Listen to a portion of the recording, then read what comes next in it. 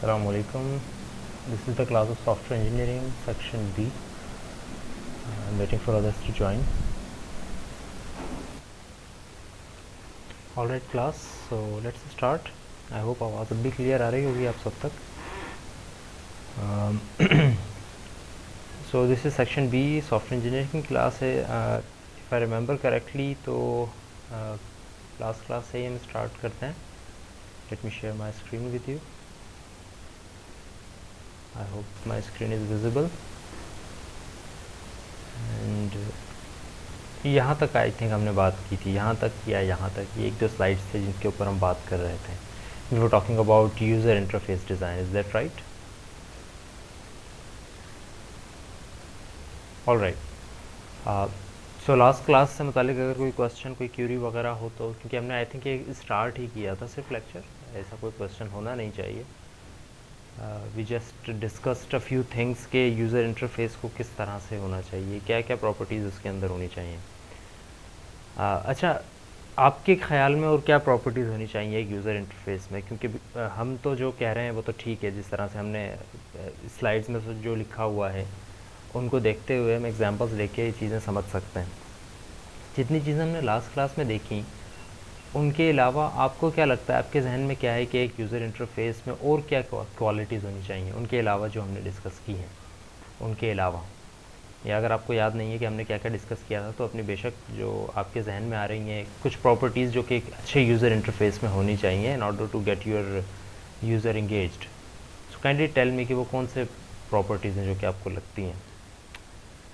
Okay, Shahzeb Jain कह रहे हैं एस्थेटिक्स होने चाहिए. ओके, एस्थेटिक्स का वैसे मतलब क्या है? मैं आपका मतलब पूछना चाह रहा हूँ. वैसे तो थोड़ा बहुत आइडिया है मुझे. बाकी भी लिखते जाएं जिनका जो आइडिया है. Okay okay, I am waiting for others to write as well. और क्या क्या प्रॉपर्टीज़ होनी चाहिए? There are 10-12 participants in the class. I want के कुछ ऐसी प्रॉपर्टीज़ हमारे पास आएँ जिनके ऊपर हम बहस कर सकें कि is that a mandatory requirement for your UI और it is just a thing to get engaged and not just a mandatory. लाजमी नहीं है. Okay, still not very much answers to discuss.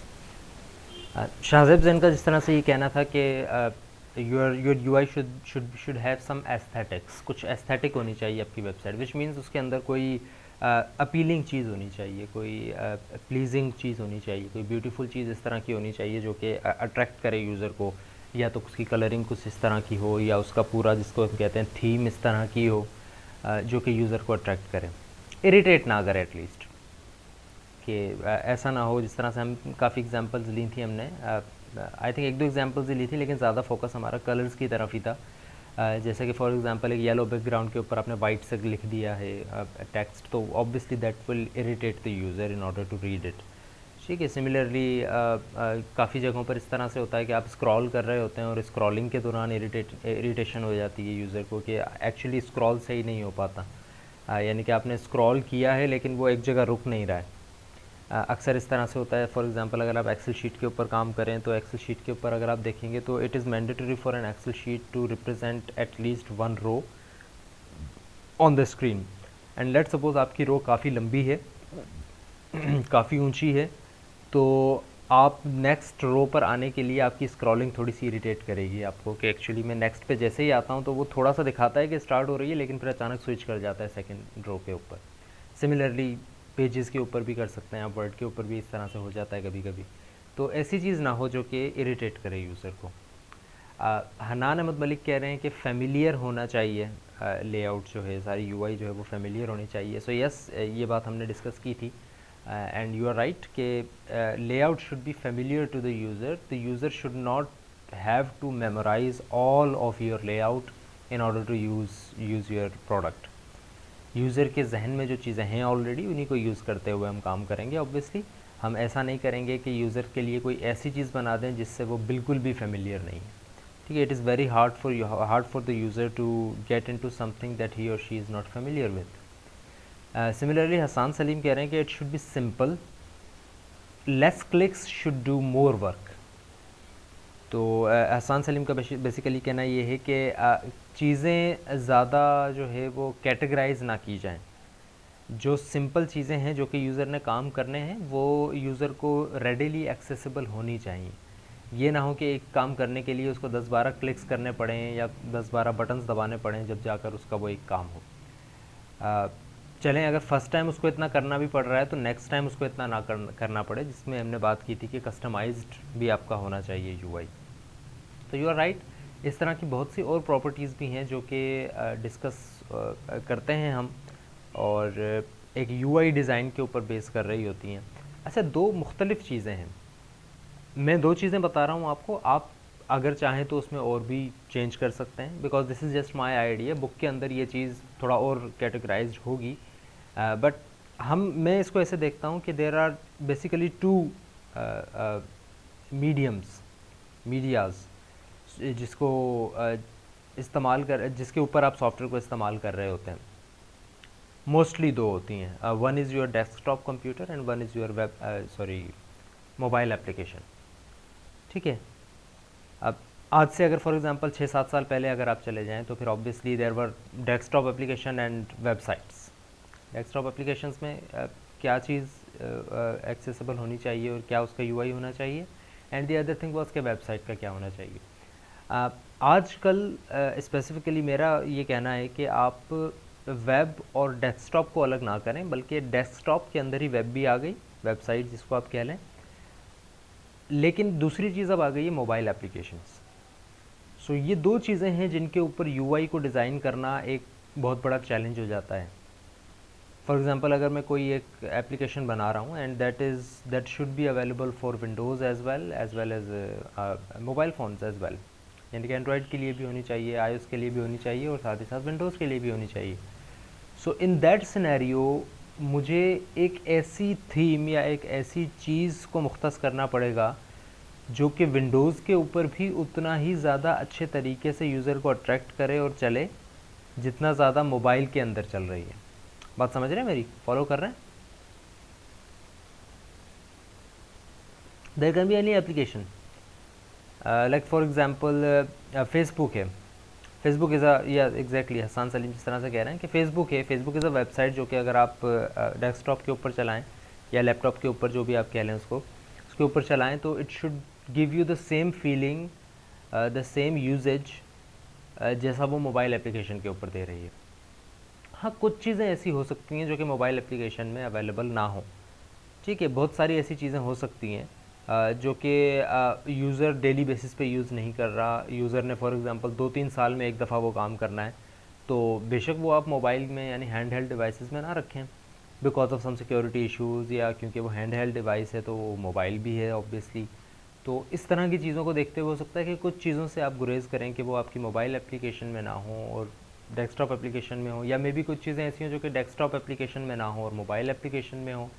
But overall तकरीबन सारी चीज़ें उसी feeling के साथ, उसी कंप्रीहेंशन के साथ एग्जिस्ट करनी चाहिए आपकी डेस्कटॉप एप्लीकेशन के अंदर भी, जिस तरह से वो आपकी मोबाइल एप्लीकेशन में एग्जिस्ट कर रही हैं। सो इट मीन्स कि there is a challenge nowadays to design a same application for Android or iOS and for as well as desktop as well, जिस तरह से अभी हमने फेसबुक की एग्जांपल ली। सिमिलरली चलें, फेसबुक तो एक एप्लीकेशन वेबसाइट हो गई, कोई किसी अगर एप्लीकेशन का मुझे बताएं कौन सी ऐसी एप्लीकेशन है जो कि जिससे ज़्यादा लोग रिलेट कर सकें, जो कि मोबाइल पे भी यूज़ की जाती है और डेस्कटॉप पे भी यूज़ की जाती है। Yes good, Shahzaib Jain is saying zoom. So zoom एक एप्लीकेशन है जो कि डेस्कटॉप पर भी यूज़ की जा रही है और इस पर भी यूज़ की जा रही है। अच्छा, ज़ूम के अंदर अगर हम देखें तो थोड़ी बहुत जिसको कहना चाहिए कि कॉम्प्लेक्सिटी आ जाती है जब आप मोबाइल फ़ोन के अंदर उसको इस्तेमाल कर रहे होते हैं। But overall as you see, overall तकरीबन वही सारी चीज़ें ज़ूम की, चाहे आप उसको कलर कोडिंग कह लें, चाहे आप उसको बटन्स वगैरह कह लें, वॉट एवर, वो सारी चीज़ें मोबाइल फ़ोन को जिस तरह से सपोर्ट कर रही हैं उसी तरह से आपकी डेस्कटॉप को भी सपोर्ट कर रही हैं। सिमिलरली स्काइप, ज़्यादा हसन कह रहे हैं कि Skype is the same application as well.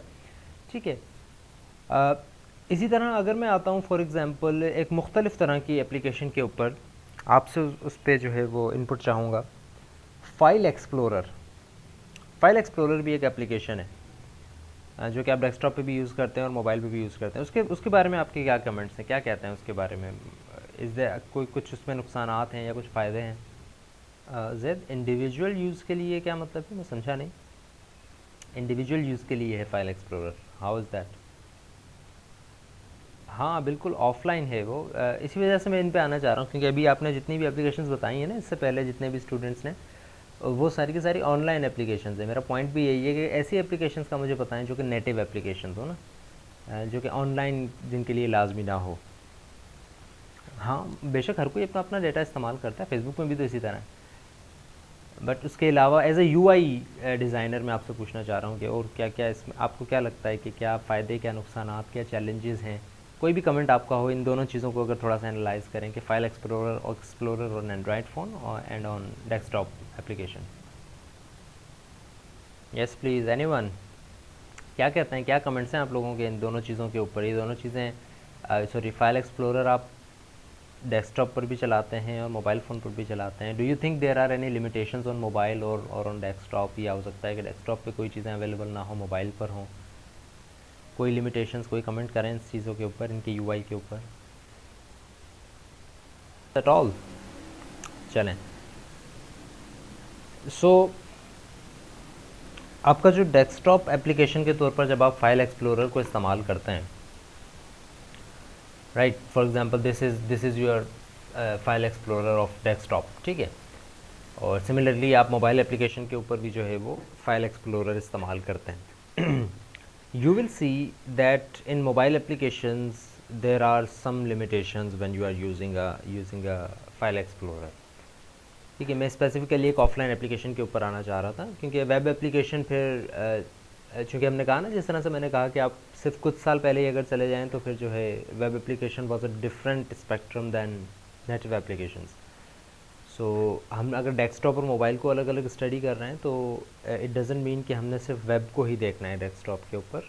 We still have to see some of the things that are native which are similar in mobile application and so अगर मैं फाइल एक्सप्लोरर की बात करता हूँ तो यू कैन सी कि there are a lot more features in your desktop file explorer, specifically Windows file explorer, then your any of your file explorer in Android या iOS। क्योंकि नेविगेशन एक बहुत बड़ा पार्ट होता है आपकी किसी भी एप्लीकेशन का। जिस तरह से अभी हसान सलीम भी कह रहे थे ना कि less clicks should do more work, that means कि आपकी नेविगेशन ईजी हो, एक्सेसिबल हो चीज़ें। सिमिलरली फाइल एक्सप्लोरर का तो काम ही नेविगेशन है, सिर्फ उसका काम ही एक्सप्लोरिंग करना है। सो उसके अंदर नेविगेशन बहुत इंपॉर्टेंट पार्ट प्ले करती है, ठीक है।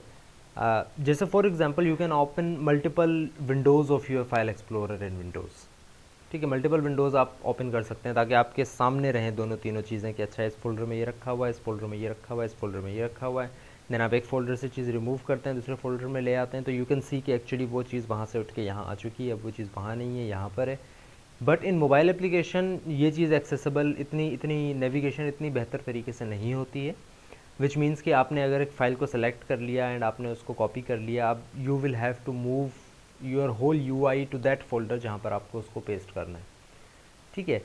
इस तरह की और बहुत सी चीज़ें हैं। फॉर एग्जांपल नेविगेशन के दौरान अगर आप बैक करते हैं तो वो बैक पे कहाँ चला जाएगा।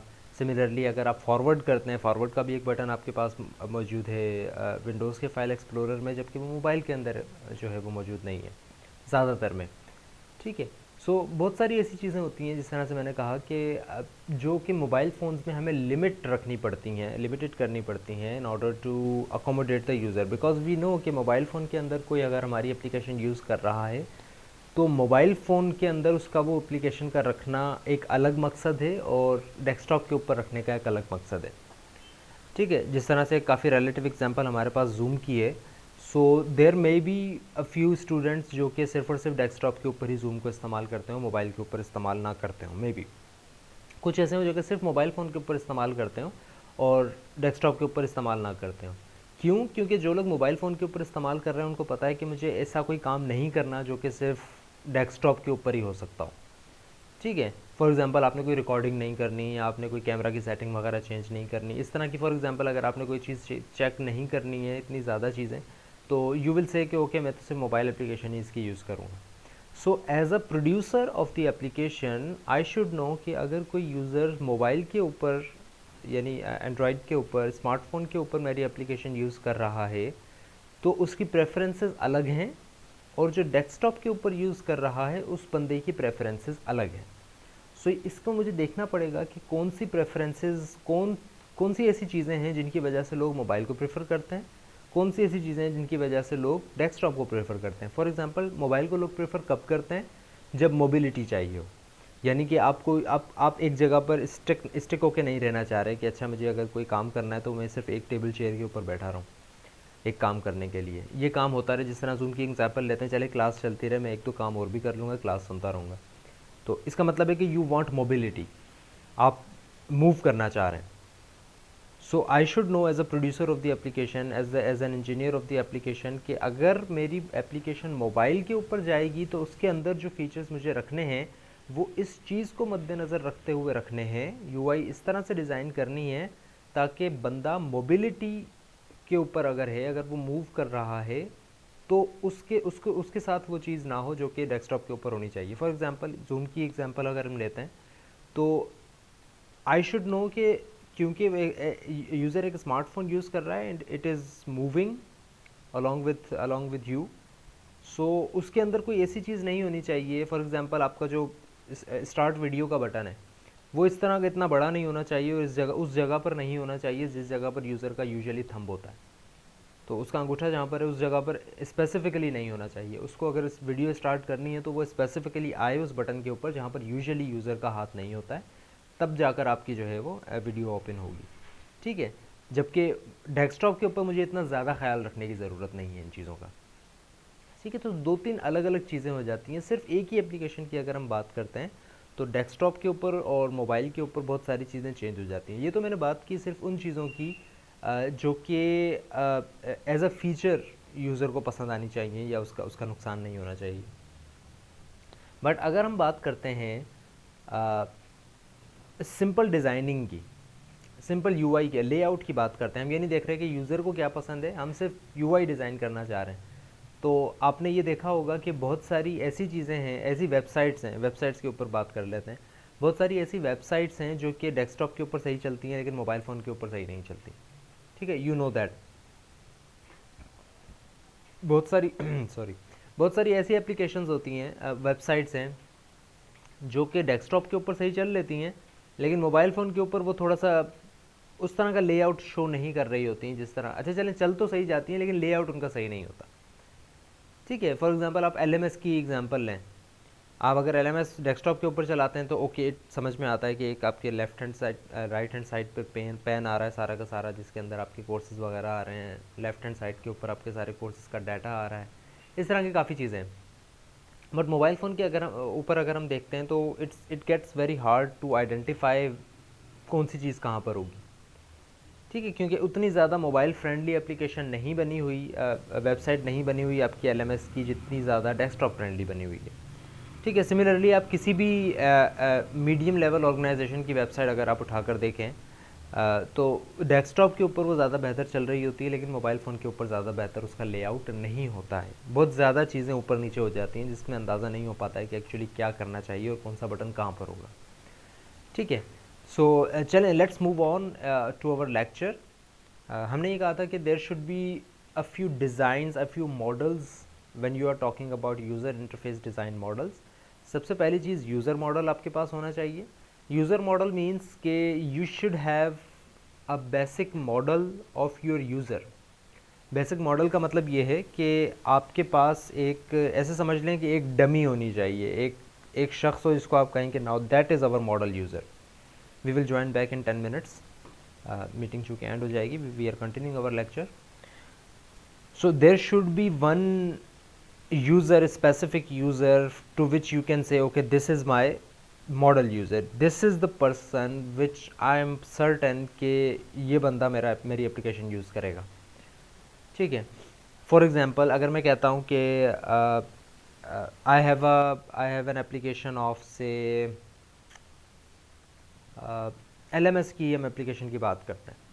अब एलएमएस की जो एप्लीकेशन हम यूज़ फॉर एग्जांपल बनाते हैं, हम कहते हैं कि डेस्कटॉप के ऊपर है, वेबसाइट है या वॉट एवर, और इसी तरह मोबाइल फ़ोन के ऊपर है। Just an application. सो अगर मैं कहता हूँ मैंने LMS बनाना है तो आई वुड नो कि एक्चुअली मेरा यूज़र क्या है, what is the model of my user, मेरे यूज़र में क्या क्या प्रॉपर्टीज़ होंगी। ठीक है, तो basic properties, user should be affiliated with university या with SMIU specifically. User should be, पहली बात तो मैंने ये की कि user should be affiliated with university, user should be enrolled in a course. ठीक है, user should have an ID, user should have a password, user should be able to should know कि किस तरह से यूज़ करना चाहिए LMS को। User should know about all the policies of management systems. User should know कि उसने क्या क्या चीज़ें पोस्ट करनी है, क्या क्या चीज़ें पोस्ट नहीं करनी है। ये चीज़ें जिस बंदे को पता होंगी, आई विल से कि okay this is the user, this is my model user who is going to use my application. ठीक है, जिस तरह से आप एक फॉर एग्ज़ाम्पल किसी जगह पर आप जाते हैं और काफ़ी जगहों पर ये मॉडल का वर्ड जब यूज़ होता है, रियल एस्टेट के अंदर यूज़ हो रहा होता है। आप कहीं जाते हैं, आप कहते हैं कि अच्छा मुझे एक घर बनाना है, उसके ये मैपिंग वगैरह होनी चाहिए, वॉट एवर, आपको इतनी जगह में एक घर बनाना है, 2 स्टोरी बिल्डिंग हो, what ever. Real estate agent ज़्यादातर आपको ये कहेगा ओके आपकी जो सारी रिक्वायरमेंट्स हैं उनके मुताबिक this is our model home, ये एक घर हमारे पास बना हुआ है किसी भी जगह पर, ये एक घर है, इसको आप देखें कि ये एक चीज़ है जो कि मॉडल बना हुआ है आपकी चीज़ों के मुताबिक, आपकी रिक्वायरमेंट के मुताबिक, आपकी एप्लीकेशन के मुताबिक। ये वो यूज़र है जो कि आपको आपको यूज़ करना है, ये वो घर है जिसकी आप बात कर रहे हैं। तो आप देखेंगे अच्छा हाँ ठीक है, ये वो परफेक्ट यूज़र है जिसका मैं कह रहा हूँ कि okay this is the user who is going to use my application. So this is going to be a profile of all the end users of a system. जितने भी एंड यूज़र्स हैं आपके सिस्टम के, उन सब की एक profile होनी चाहिए, उन सबको मिलाकर आप एक प्रोफाइल बनाएं जो उनमें कॉमन प्रॉपर्टीज़ हैं, और आप कहें कि okay now this is our user, perfect user, जिसके ऊपर बेस करते हुए, जिसका सोचते हुए मुझे जो है वो अपनी एप्लीकेशन को डिज़ाइन करना है।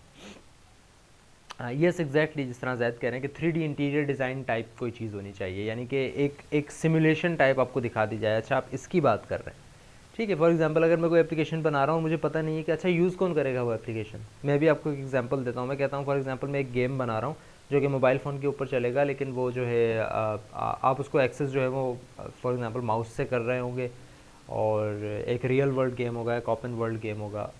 अच्छा ठीक है, what would be the model of your user, कौन यूज़ करेगा आपका वो आपका गेम। ठीक है, तो I should have an idea कि मैं किसको टारगेट कर रहा हूँ, किसके लिए बना रहा हूँ मैं ये गेम, वो who is my user, is he or she going to be just a common person, or is he or she going to be a specific person from a specific city, from a specific country। हो सकता है वो student हो, क्या वो सिर्फ एक perfect age group के लिए मैं बना रहा हूँ, उसके अलावा नहीं बना रहा हूँ। सो कुछ चीज़ें मेरे पास एक यूज़र डिज़ाइन होना चाहिए। Then there is design model.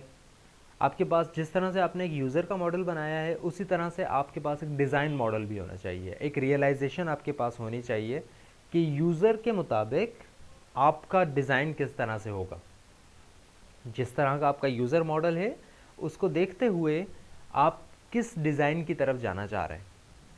आपका यूज़र फॉर एग्जांपल आपका यूज़र जो आपका यूज़र मॉडल है वो those are people above 30 years of age, ठीक है, और आप उसके अंदर बहुत सारी ऐसी चीज़ें डाल रहे हैं जो कि एक 30 प्लस एज के यूज़र के लिए, 30 प्लस एज का मतलब है 40 प्लस भी होंगे, 50 प्लस भी होंगे, तो उन यूज़र के लिए कुछ चीज़ें ऐसी हो सकती हैं जो कि अट्रैक्टिव ना हो।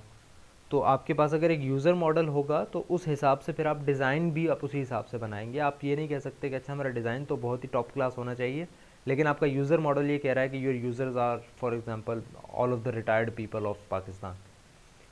सो अगर आपका यूज़र मॉडल जिस तरह से है, आप उसी तरह से आप डिज़ाइन करेंगे। सिमिलरली अगर आप एज ग्रुप से हट के आप ऑक्यूपेशन की तरफ आते हैं, तो for example you are designing an application for example military. अगर आप मिलिट्री के लिए बना रहे हैं तो it should have the aesthetics of a military, ठीक है, not just an aesthetic of a common civilian या ऑफ अ कॉमन पर्सन जो कि जिसको मिलिट्री का कुछ अंदाज़ा नहीं है। या सिमिलरली अगर आप एक सिविलियन के लिए बना रहे हैं तो it should have all the aesthetics and all the properties that would attract and that would be feasible for a civilian, for a common person living in a society, and it should not have some specific like terminologies और इस तरह का design ना हो जो कि common person को attract ना कर रहा हो। ठीक है, सो ये कुछ चीज़ें हैं जो कि हमने देखनी है। Third is mental model. This is your system perception. This is not only about your design and user interface, this is about the mental image of what the interface is going to be. This is very important. This is a little different from design model. Mental model is kind of like a design model, but actually you want कि जो आपका user है, अच्छा design model में हमने ये कहा कि यूज़र जिस तरह का है उस हिसाब से हमने डिज़ाइन करनी है चीज़ें, ओके, बट उससे भी पहले आपको मेंटल इमेज का पता होना चाहिए कि अच्छा यूज़र जो मेरा है, जो मैंने यूज़र प्रोफाइल बनाई है, उस यूज़र के मुताबिक मेरी एप्लीकेशन क्या कर रही है और उसका यूआई किस तरह का है। ठीक है, फॉर एग्जांपल अगर मैं आपसे अभी कहता हूँ कि एक बैंकिंग की एप्लीकेशन है, मैं आपने कुछ कभी ना कभी यूज़ की होगी, कोई ना कोई, फॉर एग्जांपल इजी पैसा ही आपने यूज़ की होगी या जैज़ कैश ही यूज़ की होगी। मैं आपको कहता हूँ कोई एक बैंकिंग एप्लीकेशन है, आपके जहन में खुद ब खुद एक मेंटल इमेज बनना शुरू हो जाएगी। अच्छा बैंकिंग इमेज है, इसका मतलब है कि उसका लेआउट कुछ इस तरह का होगा। Now you have not specifically scene the application, जिस बैंक की एप्लीकेशन का मैं बात कर रहा हूँ मैं, लेकिन एक थोड़ा बहुत लेआउट आपके जहन में आ गया होगा कि अच्छा बैंकिंग एप्लीकेशन है, इसका मतलब ये है। ठीक है, सिमिलरली अगर मैं कहता हूँ कि देयर इज़ अ गेम, तो अब मोबाइल के अंदर अगर एक गेमिंग एप्लीकेशन की हम बात करते हैं तो अब भी आपकी मेंटल इमेज एक बन चुकी होगी। सो अगर आप ये कह रहे हो कि आप एक एप्लीकेशन बना रहे हो जो कि फॉर एग्जांपल एक LMS की तरह की एप्लीकेशन है, तो आपको पता लग गया है कि आपका यूज़र क्या चाह रहा है, यूज़र के जहन में अब क्या इमेज बन गई है आपके प्रोडक्ट की। तो यूज़र के जहन में जो इमेज बन गई है, आप उसके मुताबिक अपनी चीज़ को डिज़ाइन करें, रादर दैन कि आप अपनी डिज़ाइनिंग लेकर आ जाएं और आपको पता ही ना हो कि यूज़र ने क्या सोचा है। Then there is implementation model, and implementation model is the interface's look and feel.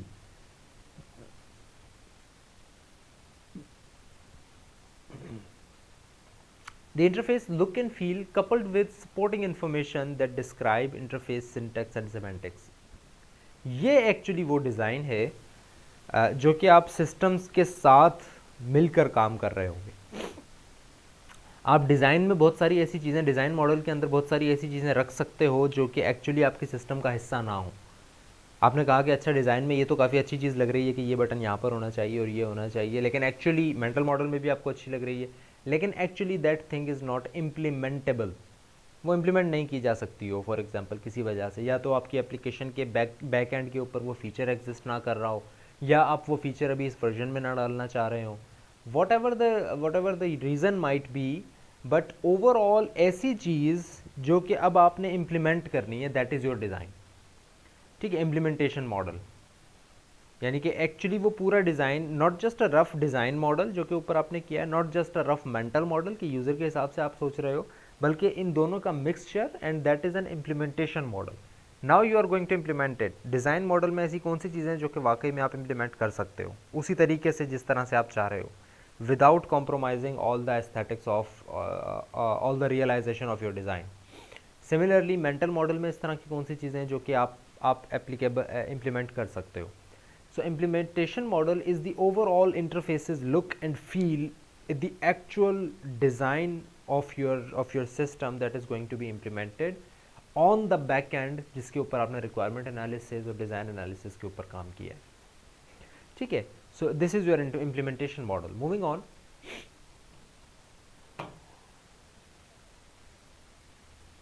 all right, so this is the design process, UI का design process, and as you can see this is going into an spiral, which means के you will have to come back to the same thing that you did over and over again until that thing is done with perfection.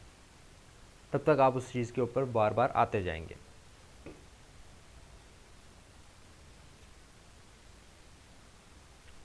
Yes, I hope आवाज़ और screen आ रही होगी आप लोगों की तरफ। सो what I was saying is that UI design process is going into a spiral. You will start by interface analysis and modeling. थोड़ा सा एनालाइज करेंगे आप इंटरफेस किस तरह का होना चाहिए, देन आप इंटरफेस को डिज़ाइन करेंगे, देन आप उसको कंस्ट्रक्ट करेंगे और फिर आप उसको वैलिडेट करेंगे, विच मीन्स कि आप पहले एनालाइज करेंगे सिस्टम मॉडल को, फिर उसको डिज़ाइन करेंगे। डिज़ाइन का मतलब है कि एक्चुअली अब आप उसको इम्प्लीमेंट कर रहे होंगे कि actually this is going to be how you are going to be designing your application.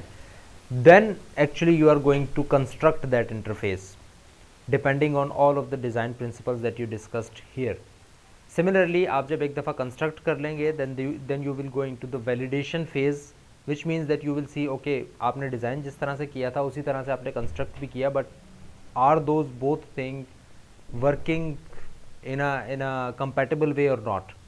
सो अगर आपके डिज़ाइन के मुताबिक आपने कंस्ट्रक्शन की लेकिन फिर वैलिडेशन के अंदर आपको लग रहा है नहीं डिज़ाइन के अंदर जो मैंने काम किया था वो गलत था, या हो सकता है डिज़ाइन के अंदर जो मैंने एक चीज़ कही थी वो उस तरह से कंस्ट्रक्ट नहीं हो पा रही है, तो इसका मतलब है कि अब कुछ चेंजेस करनी पड़ेंगी। तो इस चेंजेस का मतलब यही है कि अब आप दोबारा से एनालाइज करेंगे अपने इंटरफेस को, जितना आपने बना लिया था उसमें क्या चीज़ आपने ऐड करनी है, क्या चीज़ रिमूव करनी है, देन आप दोबारा डिज़ाइनिंग के ऊपर आएंगे, देन कंस्ट्रक्शन के ऊपर, देन वैलिडेशन के ऊपर, जब तक you are not satisfied about your all of your interface के okay now this is my interface that is going to be done in a right direction, ये वो चीज़ है जो कि एक्चुअली यूज़र को मैं दे सकता हूँ, तब तक आप ये काम स्पायरल में बार बार करते जाएंगे। स्पायरल मॉडल आई थिंक आपको याद होगा, और उसके अंदर भी बेसिक आइडिया यही था कि आप एक काम को एक वर्जनिंग दोबारा करते जाएं अपने पूरे सिस्टम की, जिससे आपको ये अंदाज़ा हो जाए कि एक्चुअली अच्छा जब तक आपका रिस्क पूरी तरह से ख़त्म नहीं हो जाता, जब तक आपकी डिज़ाइनिंग पूरी तरह से सही नहीं हो जाती, तब तक आप वो सारे के सारे काम स्पायरल के अंदर करते जा रहे थे। आई थिंक आपको वो याद होगा। This is the same thing like that, और इसके अंदर भी ये चार चीज़ें हैं, चार क्वाड्रेंट्स हैं, analysis, design, construction and validation. तो ये वो चारों चीज़ें हैं जो कि आप स्पायरल में करते जाएंगे बार बार, जब तक कि आपका जो है वो सिस्टम सही से काम नहीं करने लग जाता, जब तक कि आपका यूज़र या आप एज ए यूज़र सेटिस्फाई नहीं हो जाते। सबसे पहली चीज़ पे आते हैं इंटरफेस एनालिसिस। ठीक है, कुछ प्रिंसिपल्स हम देखेंगे, इंटरफेस के डिज़ाइन प्रिंसिपल्स भी देखेंगे, इंटरफेस के एनालिसिस भी देखेंगे, और फिर दूसरी चीज़ों के ऊपर भी आएंगे। So it is going to be a lot of points that we will need to discuss. So interface analysis की बात करते हैं सबसे पहले। Interface analysis means understanding 4 points. Number 1, the end user who will interact with the system through the interface. Number 2, the task that end users must perform to do their work. Number 3, the content that is presented as part of the interface. And number 4, the environment in which these tasks will be conducted. What are we trying to understand here? Analysis, interface analysis का मतलब ये है कि we want to understand, we want to learn about some things, analyze some things, learn about these 4 things. हमें ये पता होना चाहिए कि एंड यूज़र क्या है, जो कि आपके आप जो इंटरफेस बनाओगे उसके साथ इंटरेक्ट करेगा। नंबर 2, हमें ये भी एनालाइज करना है, यानी कि समझना है कि कौन कौन से टास्क हैं जो कि एंड यूज़र परफॉर्म करेगा आपके इंटरफेस के ऊपर। नंबर 3, हमें ये पता होना चाहिए कि कौन कौन से कंटेंट हैं, पूरा कंटेंट क्या होगा जो कि आपको इंटरफेस के ऊपर शो करना है, कि आपने पूरा का पूरा सिस्टम एक ही इंटरफेस के ऊपर शो कर देना है, या कुछ चीज़ें हिडन रखनी है, कुछ चीज़ों को कैटेगराइज करना है, क्या कंटेंट है जो कि आप शो करना चाह रहे हो अपने यूआई के ऊपर। एंड नंबर 4, क्या इन्वायरमेंट होगा जिसके अंदर ये सारे टास्क कंडक्ट किए जाएंगे। इन्वायरमेंट का मतलब ये है कि क्या वो कोई ऑनलाइन एप्लीकेशन होगी, क्या आप वेबसाइट की बात कर रहे हो, क्या आप नेटिव एप्लीकेशन की बात कर रहे हो, क्या यूज़र मोबाइल के थ्रू उसको एक्सेस करेगा, टोटली क्या इन्वायरमेंट होगा जिसके थ्रू यूज़र इंटरेक्ट कर रहा होगा आपकी एप्लीकेशन के साथ। ठीक है, सो ये 4 चीज़ें हमने बेसिकली समझनी है इंटरफेस एनालिसिस के फेज़ के अंदर। Then moving on to user analysis, and it has a lot of questions, these are only some of the questions, इसके अलावा भी बहुत सारे क्वेश्चंस हो सकते हैं, क्योंकि अब हम यूज़र एनालिसिस की बात कर रहे हैं। If you see in this slide, तो सबसे मेजर चीज़ डिज़ाइन मॉडल, मेंटल मॉडल और इम्प्लीमेंटेशन मॉडल, ये तीनों चीज़ें डिपेंड कर रही हैं आपके यूज़र मॉडल के ऊपर, which means there are a lot of questions to be asked when you are designing a user model. So user को अगर अंडरस्टैंड करना है, let's start with some of the questions. Are users trained professionals, technicians, clerical और manufacturing workers. User किस तरह का है, user की क्वालिफिकेशन क्या है, क्या यूज़र ऑलरेडी ट्रेंड है आपके सिस्टम को यूज़ करने के लिए, क्या उसको ट्रेन करना पड़ेगा, क्या वो कोई टेक्नीशियन है, क्या वो कोई ऐसा यूज़र है जिसने कभी कंप्यूटर ही यूज़ नहीं किया, क्या वो कोई ऐसा यूज़र है जो कि फैक्ट्री में एक में मैन्युफैक्चर कर रहा है, मैन्युफैक्चरिंग वर्कर है और उसको नहीं पता कि कंप्यूटर्स किस तरह से यूज़ करने हैं, क्या कोई ऐसा यूज़र है जिसने कंप्यूटर्स तो देखे हैं लेकिन उसने सिर्फ एंड टर्मिनल्स देखे हैं, वो सर्वर्स के ऊपर काम करता रहा है, एक्चुअली वो एंड यूज़र के तौर पर उसने ज़्यादा काम नहीं किया है। तो यूज़र किस तरह का है, पहली बात ये, उसकी क्वालिफिकेशन क्या है, उसकी प्रॉपर्टी क्या है। Number 2, what level of formal education does the average user have. आपका एवरेज यूज़र कितना पढ़ा लिखा है, क्या आपका average user, for example Facebook की अगर हम बात करते हैं तो average education of a user of Facebook is very low. ठीक है, आई नो कि बहुत सारे यूज़ कर रहे होते हैं, बहुत सारे ऐसे क्वालिफाइड लोग हैं, पीएचडी हैं जिनकी वो भी यूज़ कर रहे हैं, कुछ ऐसे हैं जो कि बिल्कुल अनपढ़ हैं वो भी यूज़ कर रहे हैं, बट दी ओवरऑल अगर हम एवरेज की बात करें तो वो क्या एवरेज है आपकी एप्लीकेशन के यूज़र की, you should have that in mind. ऐसा ना हो कि आपने बहुत सारी चीज़ें, बहुत सारी वर्डिंग इस तरह की यूज़ कर ली हों जो कि ज़्यादातर उन लोगों को पता होता है जो कि मैट्रिक जिन्होंने एटलीस्ट किया हुआ हो, लेकिन आपका जो एवरेज यूज़र है वो मे बी जो है उसने कुछ भी ना पढ़ा हुआ।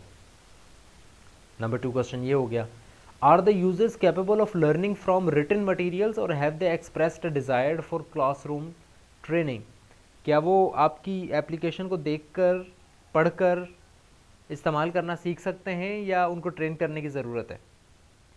ऐसा तो नहीं है कि आपने अपनी एप्लीकेशन दे दी है और उसके साथ एक बहुत बड़ा डॉक्यूमेंट दे दिया है कि इसको पढ़ लें और समझ लें कि कैसे काम करना है, या उनको वाकई लर्निंग की ज़रूरत है। फॉर एग्जांपल मैं अभी एक रीसेंट एग्जांपल लेता हूँ, जब आपकी ऑनलाइन क्लासेस स्टार्ट हो रही थी तो एलएमएस के ऊपर किस तरह से काम करना है, यानी कि जूम के ऊपर किस तरह से हमने चलानी है जूम को, और एलएमएस के ऊपर किस तरह से चलाना है, इसका एक डॉक्यूमेंट शेयर कर दिया गया था कि एलएमएस अगर आपने चलाना है, कोई कौन कौन से काम किस तरह से होंगे वो एलएमएस के ऊपर आप इस तरह से कर सकते हैं। ठीक है, सो बिकॉज क्योंकि आप एज ए स्टूडेंट और we as a teacher we can understand things from written materials, so it was easier for us कि हम ठीक है पढ़ लेंगे और पढ़ पढ़ के देख कर हम समझ लेंगे। ठीक है, इट वाज नॉट लाइक कि हमें कोई हाथ पकड़ कर समझाए कि अच्छा आप ऐसे करेंगे और आप ऐसे करेंगे और आप ऐसे करेंगे तो ऐसे होगा।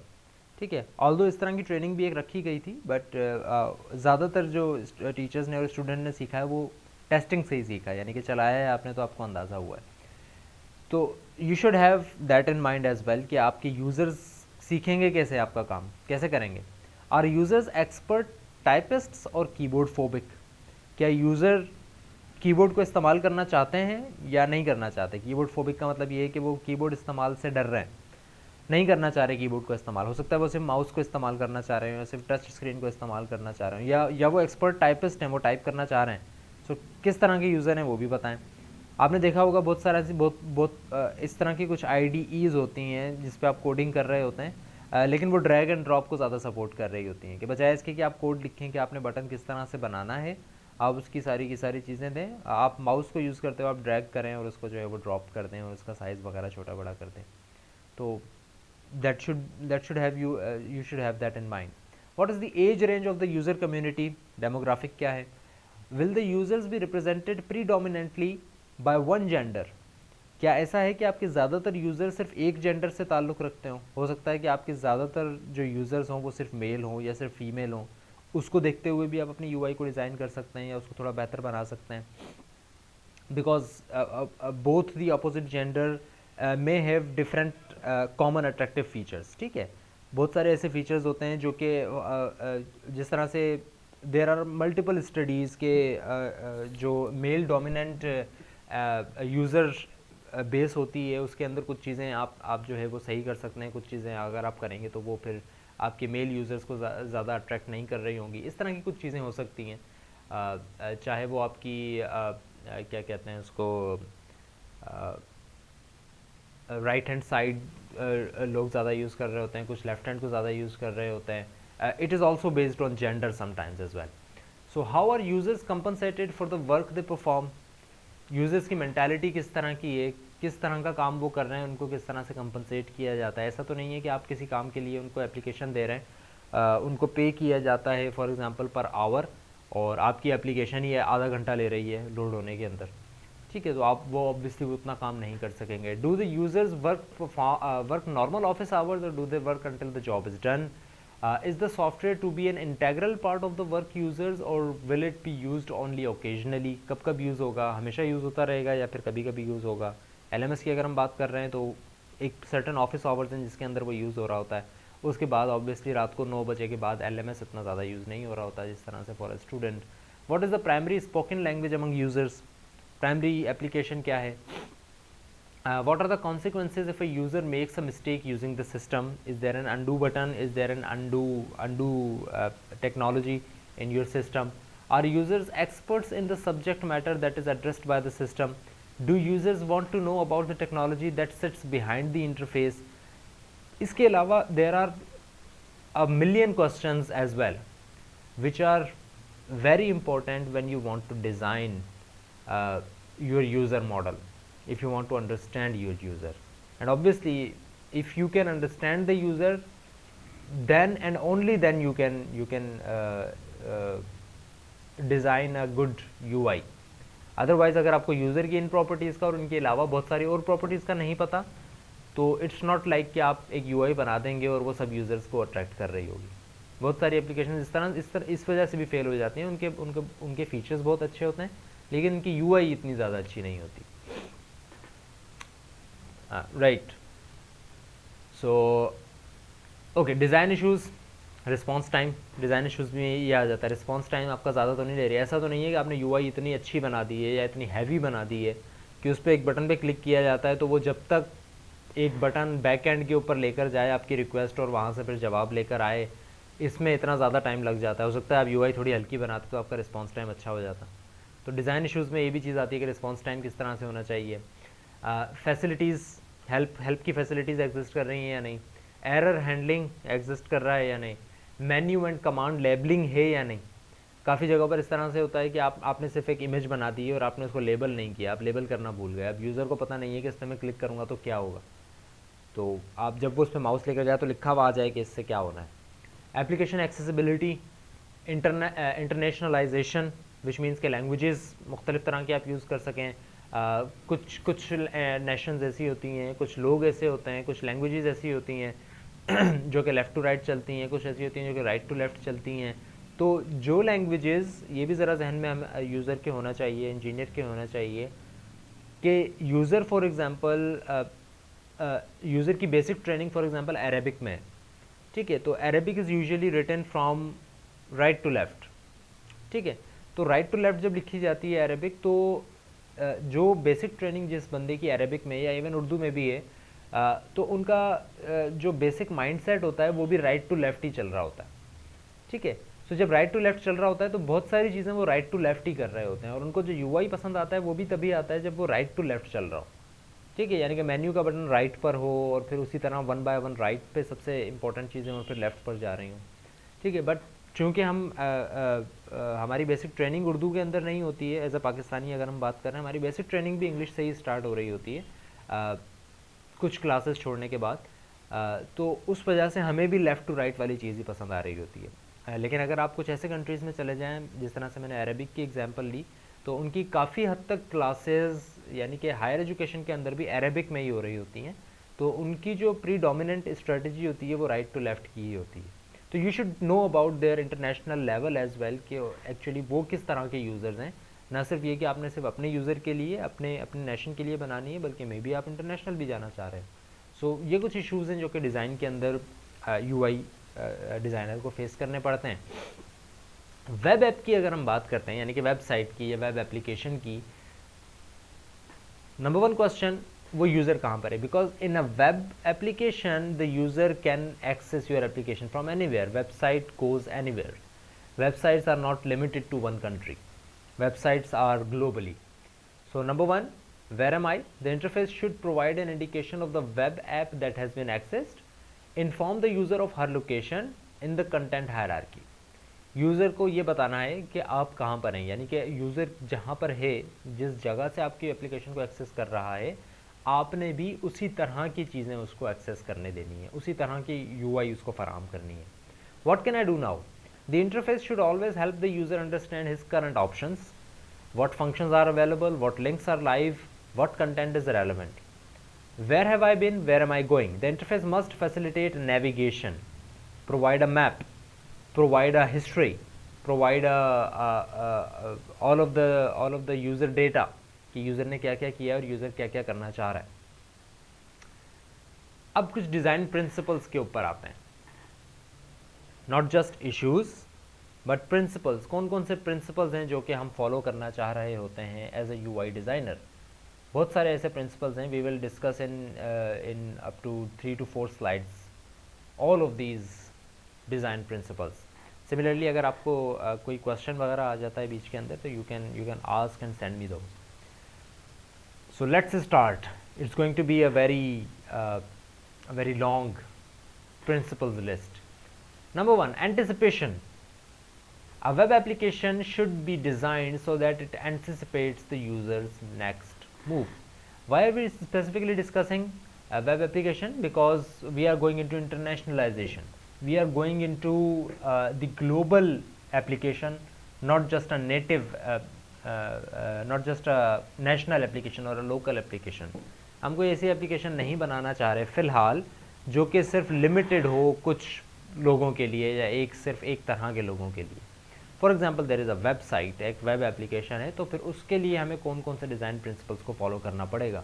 Because a web application is the worst case scenario for an engineer, because if you are going to design the UI for a web application, you would have to look into 100 principles.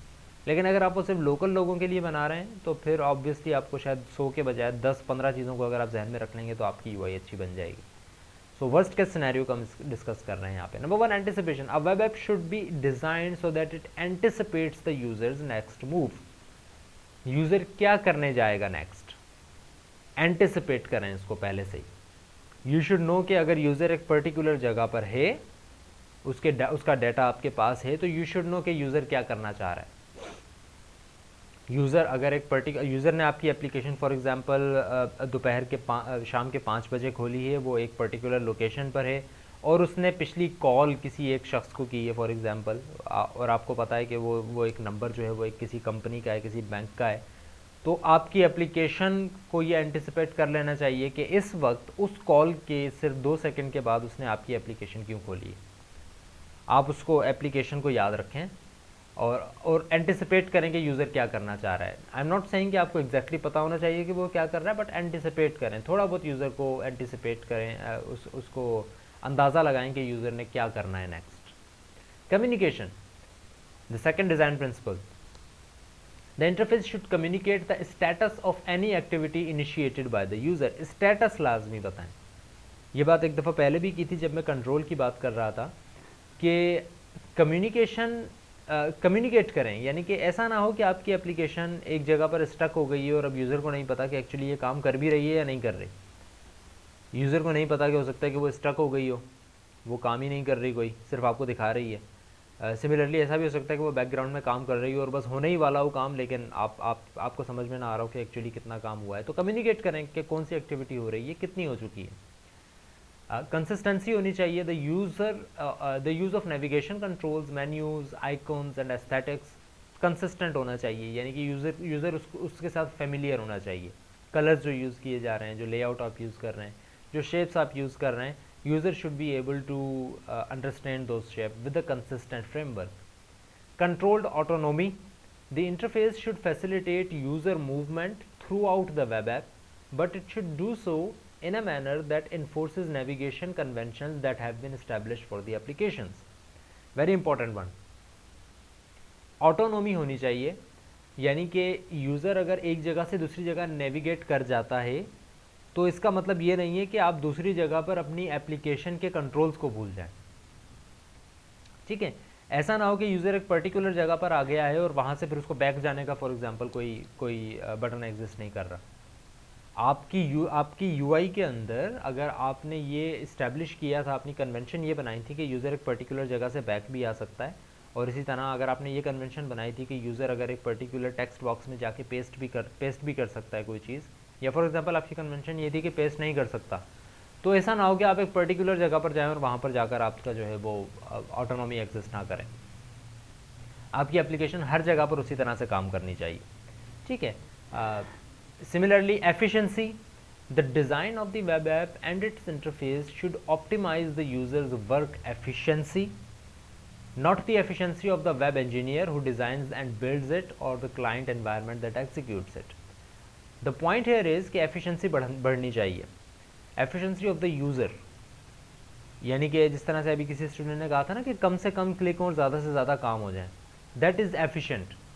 आपका application जो है web application वो efficient होनी चाहिए। अच्छा, अब एक बात ज़रा ध्यान में रखें, कुछ जगहों पर ऐसा भी होता है जिसको हम काम चोरी कहते हैं, वो ये कि इंजीनियर ये चाहता है कि मुझे ज़्यादा काम ना करना पड़े, यानी कि मेरी एफिशिएंसी ज़्यादा हो जाए, मैं कम वक्त में ज़्यादा अच्छी यूआई बना लूँ। तो कम वक्त में वो ज़्यादा अच्छी यूआई तो बना लेता है, लेकिन उस यूआई की एफिशिएंसी फॉर द यूज़र उतनी अच्छी नहीं रहती। भाई कम वक्त में आपने 1000 फीचर्स डाल दिए, गुड, आपने बड़ी अच्छी यूआई डिज़ाइन की, लेकिन वही 1000 फीचर जब यूज़र यूज़ करने लगता है तो उसको एक फ़ीचर यूज़ करने के बाद दूसरे तक जाते हुए उसको 10 मिनट लग जाते हैं। इसी तरह अगर वो 1000 में से फॉर एग्जांपल 10 फीचर्स भी यूज़ करता है तो उसका 1 घंटा जा रहा है। This is not an efficient framework for the user. So you should design a website, a web application that is efficient, that is making the user efficient, not the engineer, not the environment, not the computer efficient, but the user जो काम करना चाह रहा है उसके काम efficient हो जाए। Focus. The web application interface and obviously the content it presents should stay focused on the user's tasks at hand. Focused रहें, आपकी एप्लीकेशन जो काम यूज़र कर रहा है उसके ऊपर फोकस रहे, दूसरी चीज़ें ना दिखाएं उसको फ़िलहाल, ठीक है। फॉर एग्ज़ाम्पल आप एक काम कर रहे हो, आपने कोई एप्लीकेशन इस्तेमाल की है, या आप फॉर एग्ज़ाम्पल एक वेबसाइट के ऊपर गए हो और उस वेबसाइट के ऊपर आप नेविगेट करके एक सर्टेन पोजीशन के ऊपर आ गए हो। अब उस पोजीशन के ऊपर आकर आपको एक पॉपअप मिल जाता है, या उसके ऊपर जो टॉप बटन है वो ये हुआ है कि आपने अगर ये करना है तो ये क्लिक करें, जबकि आप वो काम एक्चुअली नहीं करना चाह रहे। आप जिस जगह पर आए हो आपने सिर्फ वही काम करना है, आप ये नहीं चाह रहे कि उस जगह के ऊपर आपको दूसरी जगहों के फॉर एग्जांपल या तो एड्स दिखाए जा रहे हों, या फिर आपको जो आपका जो फोकस है उसको थोड़ा सा डाइवर्ट किया जा रहा हो कि आप ये कर रहे हैं तो आप ये भी करना चाहेंगे। ऐसा ना किया जाए, जो काम यूज़र करना चाह रहा है उसको वो काम करने दें, फोकस रखें। Then there is a law known as Fitts law, and it states that the time to acquire a target is a function of the distance and size to the target.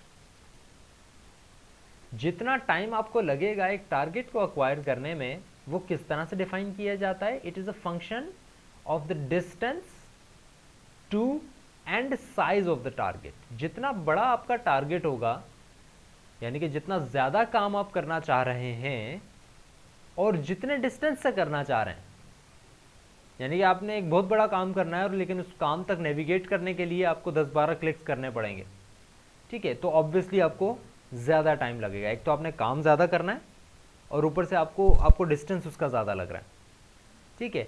तो fits law ये कहता है कि अगर आपका कोई बहुत बड़ा काम है, यानी कि उस काम के अंदर बहुत ज़्यादा टाइम लग रहा है आपका, और वो काम आपको लगता है कि यूज़र ने करना है और उस काम के अंदर बहुत ज़्यादा टाइम भी लगता है, तो उस काम को स्टार्ट करने के लिए यूज़र से ज़्यादा मेहनत ना करवाएं। ये ना हो कि आपने एक काम करना है जो कि 10 मिनट लेगा, यूज़र उसके अंदर आकर 10-12 चीज़ें एंटर करेगा, बहुत टाइम लगेगा उसका, और लेकिन वो काम स्टार्ट करने के लिए भी यूज़र को 10-12 मिनट लगें। That should not be the case in your application. User ने अगर एक बहुत बड़ा काम करना है तो उसको एक्सेस उसका अच्छा फराहम करें, ताकि यूज़र के जहन में अगर एक काम आ जाए तो वो उसको उस टाइम पर स्टार्ट कर सके। ये ना हो कि यूज़र सोचे कि अच्छा मैंने वो काम करना है, 10 मिनट में वो काम लगे, 10 मिनट में वो काम होगा, लेकिन उसको स्टार्ट करने के लिए मुझे 15 मिनट और लगेंगे। ये चीज़ नहीं होनी चाहिए।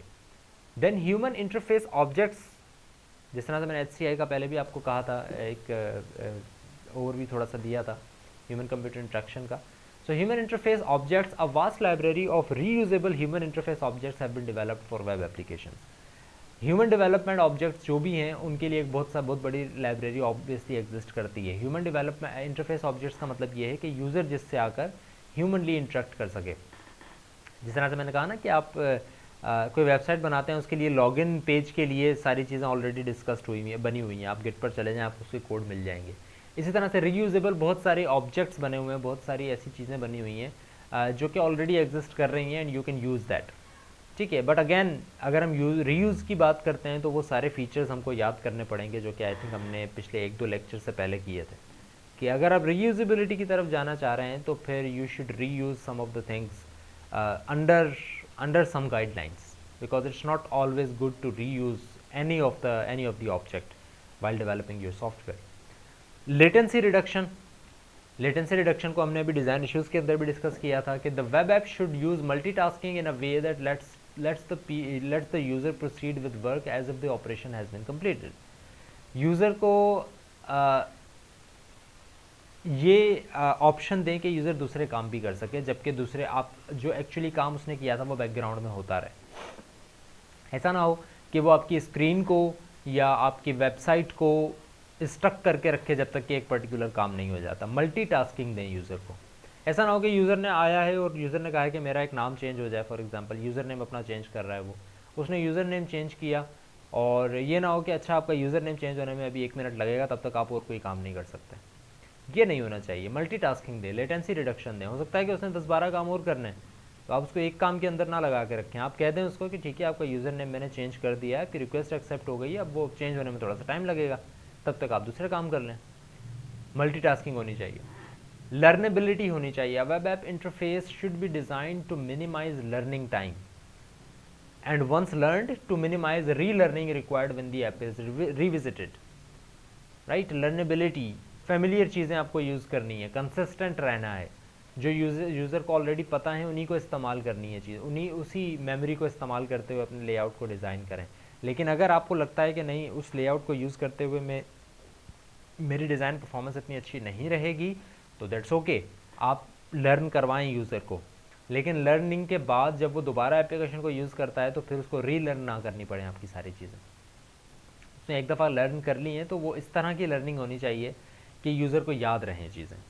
ये ना हो कि आप इतना घुमा फिरा कर एक चीज़ समझा रहे हैं कि फिर वो अगली दफ़ा जब आएगा तो फिर उसको याद ही नहीं रहेगा कि ये चीज़ मैंने कब की थी और कैसे की थी, ठीक है।